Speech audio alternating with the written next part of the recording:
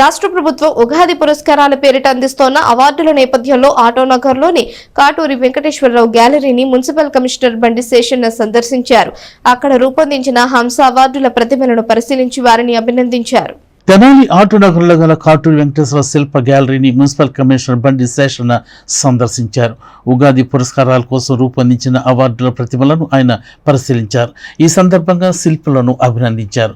అతి తక్కువ సమయంలో క్వాలిటీతో రూపొందించిన ప్రతిమలు ఉగాది నాడు రాష్ట్ర ప్రభుత్వం ప్రతిభావంతులకు అందిస్తున్నట్టు కమిషనర్ తెలియజేశారు.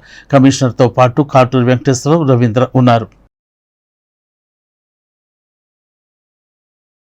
ఆంధ్రప్రదేశ్లో మళ్ళీ కొత్త గవర్నమెంట్ వచ్చిన తర్వాత, తెలుగుదేశం ఉమ్మడి ప్రభుత్వం వచ్చిన తర్వాత వాళ్ళు మళ్ళీ ఇటీవలే పాత పద్ధతిని కొనసాగిస్తూ ఉగాది పురస్కారాలు, కళారత్న అవార్డులు ఇవ్వాలని నిర్ణయించుకొని మళ్ళీ ఇంతకుముందు మేమే చేశాం కాబట్టి మమ్మల్ని సంప్రదించి వాటిని అతి తక్కువ టైం ఇచ్చి వాళ్ళు చేయటం కోరింది, వాటిని చేసి ఇవ్వాల్సిందిగా కోరారు.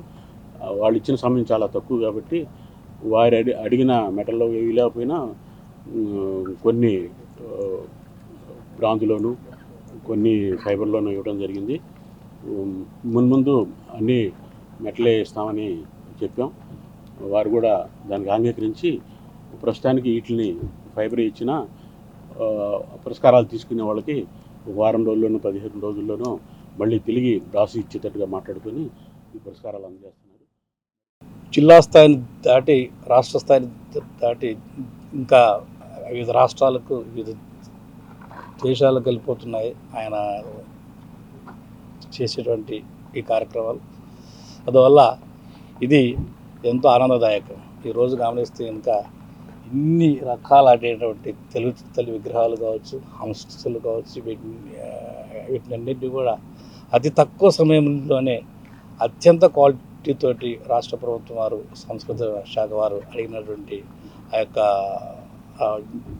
ఏదైతే వాళ్ళు చెప్పారో దాని ప్రకారంగా తక్కువ సమయంలోనే ఈరోజు వారికి అందించేటువంటి శక్తి సామర్థ్యాలు వీరికి ఉన్నాయంటే అది చాలా గొప్ప విషయం. సో వారు ఎంతో అభినందనీయులు. అంతేకాకుండా మన ప్రాంతానికి వీరు ఇస్తున్నటువంటి సేవలకు కాను, ఈ ప్రాంత వాసికి కాను, తెనాలి వాసికి యొక్క ఉగాది పురస్కారాల్లో భాగంగా ఈ రత్న అనేటువంటి అవార్డు రావడం అనేది రియల్లీ హ్యాండ్సమ్.